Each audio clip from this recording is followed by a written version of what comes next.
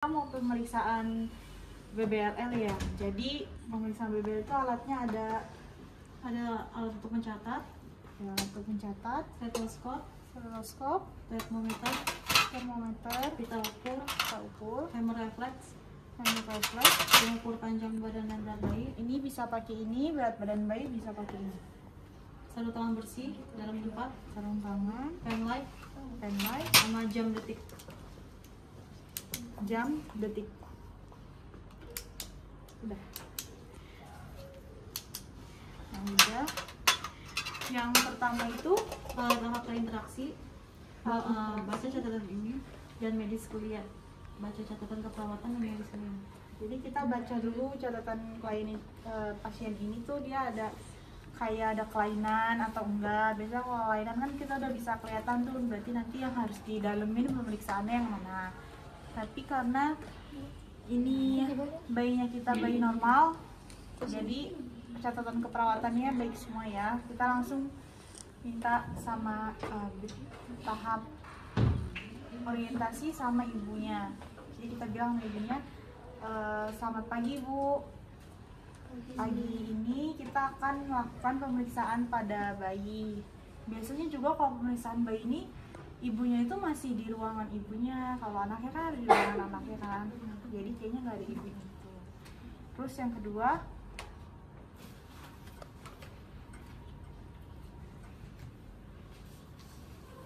langsung pemeriksaan keadaan umum. Keadaan umum itu kita lihat keseluruhan ukurannya gitu, kepalanya kita lihat. Terus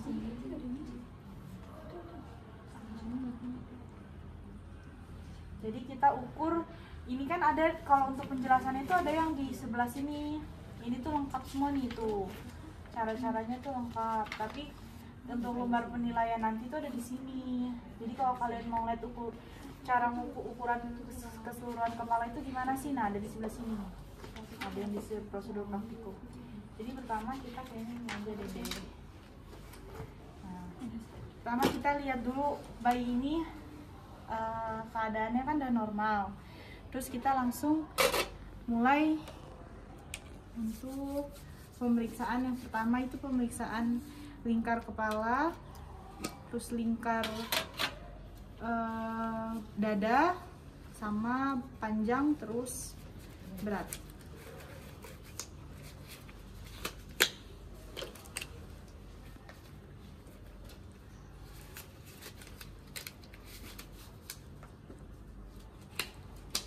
Yang pertama berarti kepala dulu.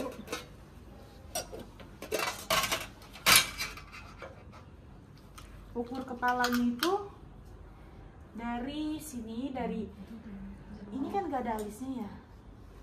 Pokoknya dari atas di alis sampai ke sini di atas kuping. Begini. Dari ukurnya biar gampang gini aja, kalau dari bawah gitu.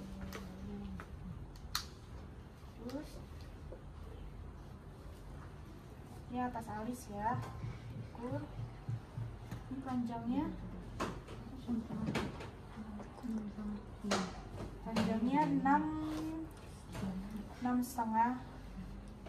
36 cm.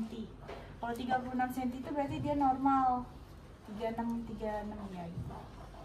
Ini 35. Dia panjangnya 35 itu atau 13 sampai 14 inch. Tapi biasanya kita catatnya itu cm. Jadi 35 cm. Terus dicatat di lembar keperawatannya, misalkan lingkar kepala itu LP ya. LP itu 35 cm. Terus kita lanjut ke yang dada. Nah, untuk pemeriksaan dada ini kita harus buka baju bayinya dulu. Pokoknya bayinya itu saat pemeriksaan fisik nggak pakai kain apapun, cuman pampersnya aja. Jadi dilakuinnya juga harus cepet, takutnya kan kedinginan. Ini dibuka dulu.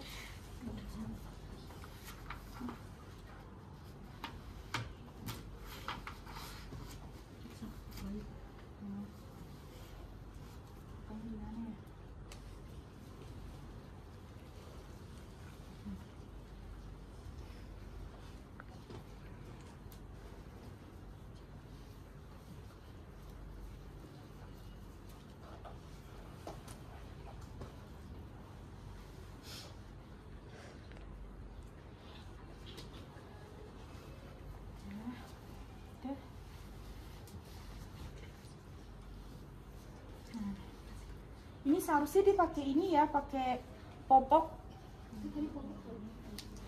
Popok ini, popok kamu. Iya. Pakai bebas. Terus baru kita pemeriksaan yang dada. Kalau dada itu yang awal.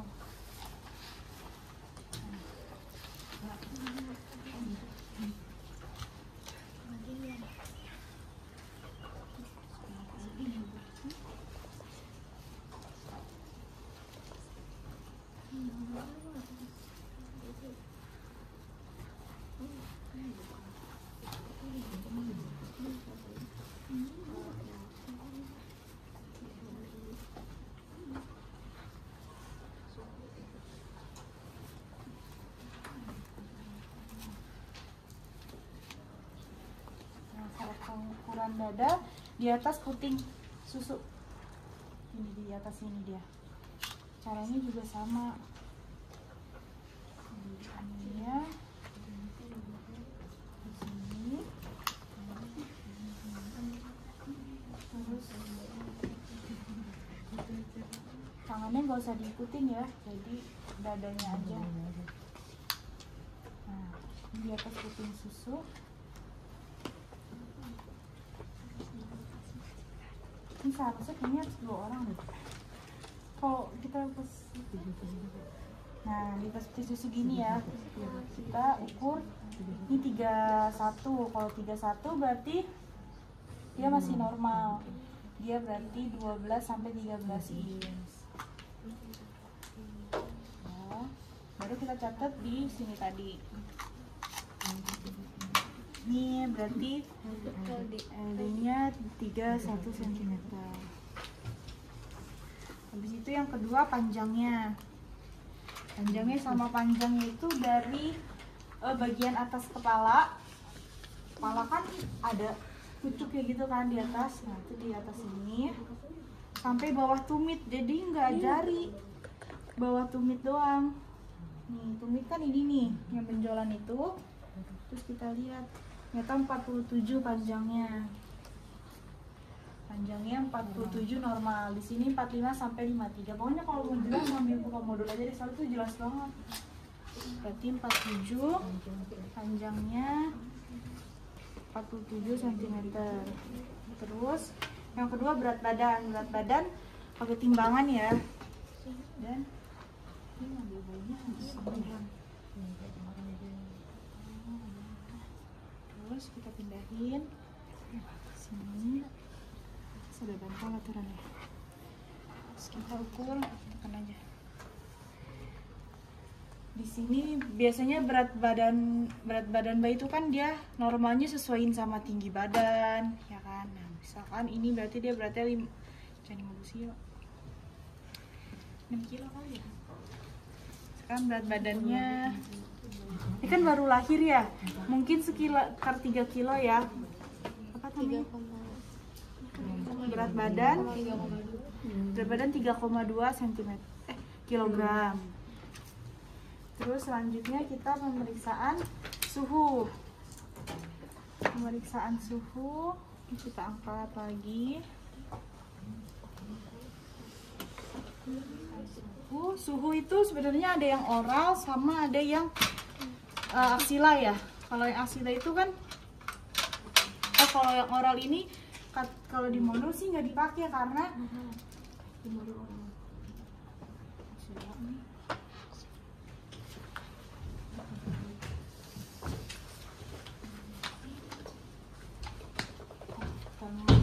Oh, kalau di modul pemeriksaan termometer oral. Cuman kalau di sini katanya itu kalau pakai oral itu resiko kontaminasi sama infeksinya itu tinggi. Kan soalnya kan masukin ke mulut bayi ya, bayi lahir kan sensitif banget. Cuman di lembar penilaian kan pakai oral. Jadi ya udahlah, kita pakai oral aja. Pakai oral. Terus ini biasanya kita lap dulu pakai air hangat. Kalau pakai alkohol swab nanti ini dong. Atau enggak ini udah disterilin sebelumnya, jadi udah tinggal masukin aja. Jadi kalau udah dimasukin, ditunggu. suhunya ternyata misalkan 36,8. Nanti kita catat di sini 36,8. Ini cara masukinnya tuh ya tinggal masukin aja ke bayinya, tapi jangan dilepas. Dipegang. Nanti suhunya naik nih di sini dia. Udah. Habis yang suhu.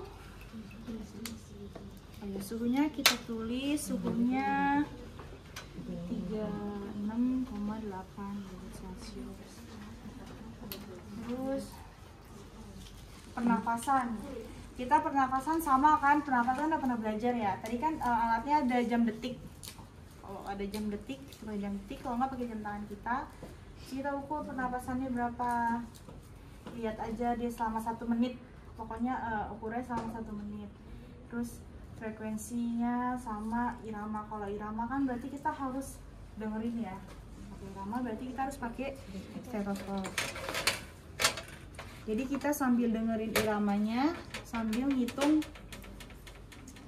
denyut tadi, denyut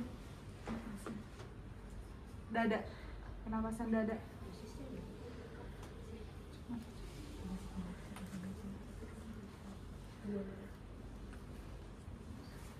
Terus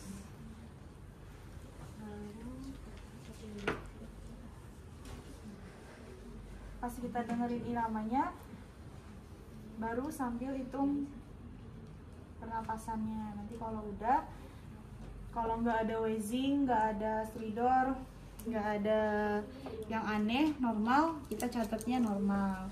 Terus untuk pernapasannya berapa kali selama 1 menit itu, misalkan pernapasan 1 menit, pokoknya pernapasan 1 menitnya normal, udah normal, dicatat di lembar pencatatan. Terus kita lihat denyut nadi kan nggak ada tensi ya, jadi denyut nadinya kita pegang aja di sini, hitung sama 1 menit itu berapa. Sama kayak yang tadi kita lihat, dada lihat, nadi juga di, kalau nadi kita pegang. Terus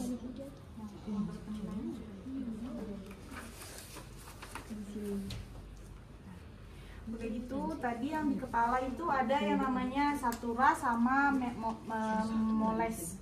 Kalau yang satura itu dia, kalau tengkorak itu kan ada 3 gitu kan, terus di tengahnya kan bolong tuh. Biasanya kita lihat kan ada yang denyut gitu kan, itu namanya sutura. Kita raba aja, bener nggak ada jendolannya, apa sih, kayak ada ke dalam gitu loh, si rongganya itu bolong. Google ada deh, pokoknya dia tuh tengahnya tuh bolong gitu, belum nyatu. Jadi kita lihat kalau misalkan ada jendela berarti itu normal. Terus ada molas itu kalau lahir kan kita narik kepala bayi gitu kan, kayak narik. Nah itu biasanya kepalanya kan agak gepeng ke atas atau gepeng, iya gitu kan. Nah kita lihat itu besar banget apa enggak ya. Terus di situ pembengkakan daerah cekung, tadi pembengkakan di daerah sutura itu. Jadi ada yang pembengkakan sepal hematoma sama kaput succedenum. Perbedaannya si kepal sama si kaput ini, kalau si kepal itu dia bengkaknya itu ada pembengkakan darah, tapi di bawah tulang periosteum. Jadi ini kan kepala nih, terus di kepala itu ada tulang gitu, tulangnya itu begini. Nah kalau yang si sepal itu bengkaknya di atas sini, jadi dia bengkak gini. Ini si sepal. Cuman kalau yang si caput itu dia edemannya di, ini kan gini nih, si tulangnya itu, tulang si perineum tuh begini. Nah jadi dia edemannya tuh di dalam sini. Nah, jadi udah nonjol gini. Nah ini si sepal. Tapi kalau yang si caput itu dia di sini, ini rata. Nah si edemannya itu di atas sini, jadinya gini. Nah ini si caput. Kalau yang gini, ini si sepal. Kita lihat nih, kita raba. Terus perbedaannya juga, kalau yang si caput, kalau yang si sepal ini dia merah gitu warnanya, karena kan tadi ada darahnya kan, dia merupakan akibat darah yang menumpuk, jadi ada agak kemerahan gitu. Terus kalau yang si sepal itu dia edema aja, kayak bengkak gede gitu. Nah, terus kalau nggak ada berarti normal. Terus telinga, kita periksa letak telinga tuh sejajar nggak sama mata, yang kayak pernah diajarin sama Pak Aceh ya. Yang matanya, yang matanya simetris di sini. Dari telinga sini nih, dari yang telinga ini kelihatan nggak yang ini sejajar gini sama mata, sudut mata. Ini sejajar kan. Terus kalau yang telinga juga kita lihat ininya. Ininya nih yang glojol-glojol ini dia nyatu apa kepisah, pasti ada yang nempel ada yang pisah kan. Ya pernah lihat kan, ada yang pisah ada yang nempel begini, terus ada yang pisah gitu. Nah kita lihat juga. Terus sama abis itu matanya kita lihat, matanya ada juling atau ada pokoknya kalau ada juling, ada keanehan yang gak normal, itu catat di lembar pencatatan. Kalau nggak ada juga tetap catat tapi tulisnya normal. Terus kita periksa, kalau yang mata itu ada periksa refleks pupil. Refleks pupilnya sama kan yang kayak waktu itu, kalau begini dia kecil, kalau gini besar, kecil, besar. Kalau dia refleksnya bagus, kita catat normal. Kalau dia refleksnya pupilnya kena matahari, kena sinar nggak berrefleks, itu dicatat juga berarti ada kelainan. Terus tetap pakai hammer. Sebenarnya pemeriksaan fisiknya sama kayak pemeriksaan fisik orang dewasa, cuman alatnya itu mungil-mungil tuh. Kalau yang pakai hammer sama, dia biasanya kalau bayi itu kalau ada suara kan dia langsung kayak nyari-nyari gitu kan. Kalau bayi kan kalau ada bisik itu dia kayak bisa bulut nyari suara itu loh. Jadi begini, kita kalau di sini pasti dia langsung begini gitu kepalanya, jadi kayak deket-deket gitu. Aku bilang apa? Oh, garpu tala. Jadi nanti bayinya itu kalau di sini dia ngedeket ke garpu tala gitu, nyari gitu ya. Kalau di sini kita cari sumber bunyinya di mana, pasti dia tahu kalau nggak ada kelainan. Terus abis itu kita ya terusnya normal. Terus periksa bibir, periksa mukosanya, terus periksa langit-langitnya, ada sumbing apa enggak, terus periksa apa namanya, sklera matanya merah atau enggak, pucat atau enggak gitu. Terus kalau leher, kita raba lehernya, ada pembengkakan apa enggak, kalau nggak ada. Terus untuk hidung, untuk mulut ini ada refleks hisap. Refleks hisap itu dia namanya ada refleks hisap itu namanya saking refleks. Caranya kita kasih dot susu kan ini di ruang pemeriksaan kan, nggak ada ibunya. Kalau ada ibunya, suruh ibunya buat nyusuin, kita lihat dia punya apa enggak. Kalau nggak ada ibunya, kita kasih ini tadi dot, dia langsung gitu, langsung nyot apa enggak, berarti dia refleks sakingnya ada. Terus kita periksa juga refleks, namanya tuh refleks refleks rutin itu dia mencari. Jadi kepala bayinya kita puterin ke sini, kepala bayinya kesiniin, geser. Terus jari kita tuh di ujung bibir dia. Kalau dia nyari-nyari, nah itu berarti dia ada refleks rutinnya, berarti itu normal.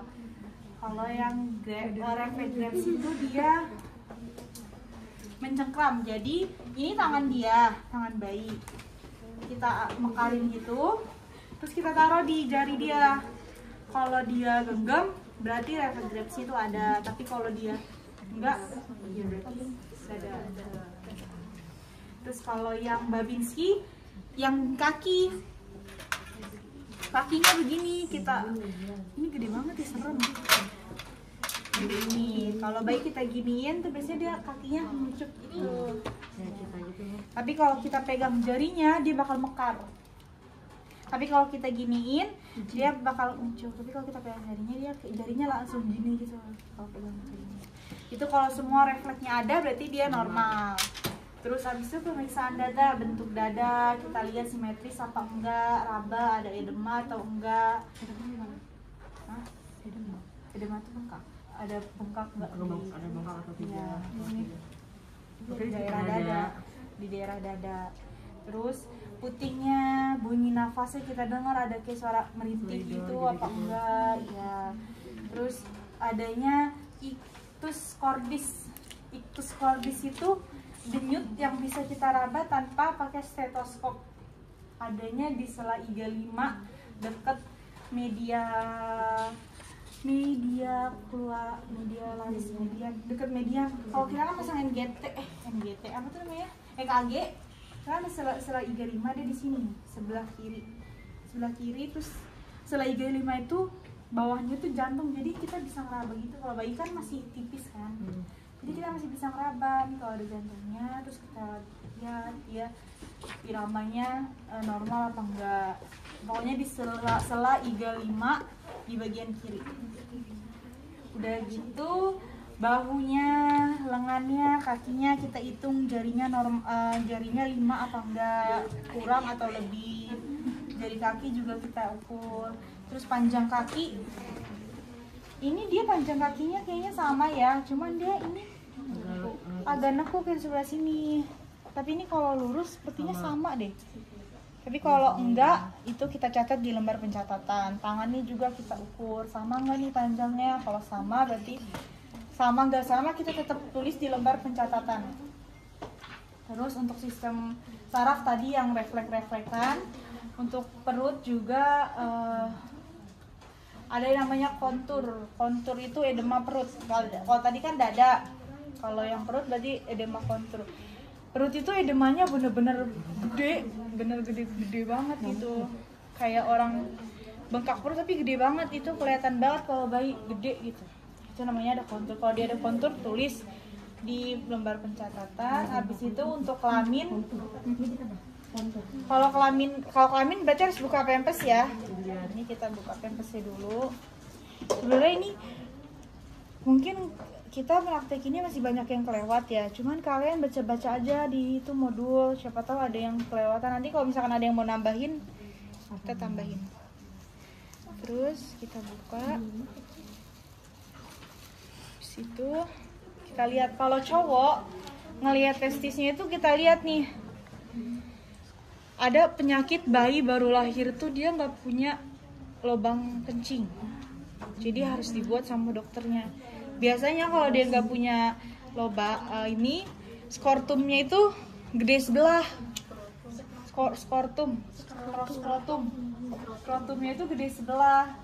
Nah, tapi kita lihat nih, terus kita raba pakai telunjuk sama jempol. Sebenarnya telunjuk sama jempol tuh kebesaran ya, satu aja kayaknya ini deh, ini gede. Terus diraba, ada benjolan yang enggak, yang abnormal. Kalau ada benjolan abnormal kita catat. Terus lihat ininya sambil ditahan penisnya, karena takut penisnya tuh tegang. Jadi penisnya tuh jangan sampai tegang gitu. Terus dipegang, diraba, ada kelainan apa enggak. Terus penisnya juga kita lihat nih, ada lubangnya atau enggak. Kalau yang cewek itu dia dibuka labia minor ya, mayornya, untuk melihat minornya. Jadi kita buka pakai telunjuk sama jempol, dibuka gini. Terus buat ngelihat kilostrisnya juga, klitorisnya ada lubang pipisnya atau enggak, kita lihat. Pokoknya mau buat ngelihat lubang kencingnya. Terus lihat ada minornya apa enggak. Terus di daerah mayornya ada edema atau enggak. Terus punggung sama anus. Anus kita lihat nih, di daerah anus ini ada yang ada lubangnya atau enggak. Kita lihat normal apa enggak. Biasanya kan anus ada yang ada lubangnya kan ya. Langsung kita buatin itu kan yang untuk kolostrum itu. Terus kita untuk daerah punggung. Kalau punggung, ini dulu, kulit dulu. Kulitnya itu kalau bayi baru lahir kan biasanya ada vernic caseosa. Vernic caseosa itu dia kayak putih-putih, kayak lemak gitu. Kalau bayi baru lahir kan ada putih-putih lemak di seluruh badan. Itu tuh namanya vernix caseosa. Nah itu catat juga, tapi itu normal ya, biasanya normal. Terus warnanya kita lihat warna serviksnya ini kehitaman atau keputihan. Biasanya yang normal itu putih. Terus lihat kalau dia ada bercak hitam itu tulis, langsung laporin. Kalau ada pembengkakan juga sama, kita laporin. Kita lihat ada tanda lahirnya enggak. Tanda lahirnya di mana? Misalkan tanda lahirnya di perut. Kalau nggak ada tanda lahir ya udah. Biasanya tapi ada tanda lahir. Habis itu baru ke punggung. Punggung itu berarti kita balikin. Kita balikin. Mungkin miringin kali ya? Kan bisa Iya, tengkurap balikin masih. tapi dipegang dadanya. Ya, kita lihat daerah punggungnya, lihat tulang dadanya, tulang dada, tulang punggungnya lurus apa enggak, ada kelainan, ada sama, ada edema atau enggak. Pokoknya kita cari nih lebih ke edemanya sih, cari edemanya. Kalau normal ya berarti normal. Udah, kalau udah pemeriksaannya itu doang yang baru pahami. Terus baru kita pakein lagi bajunya, dia saya pakein lagi, pakein dulu ya.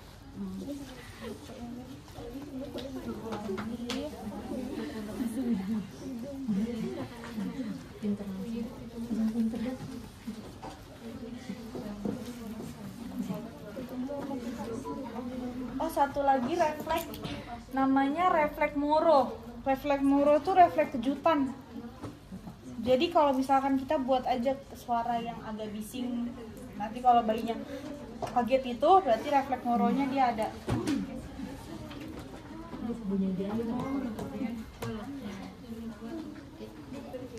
Ya, baru pakein.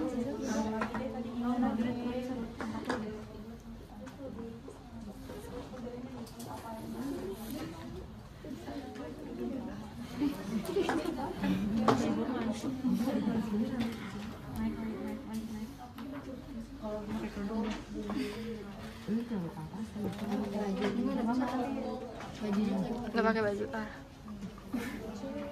Dia mau tenangin dulu sih.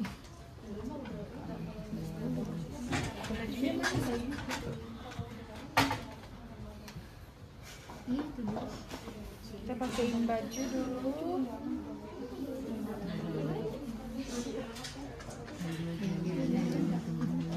Baju palsu.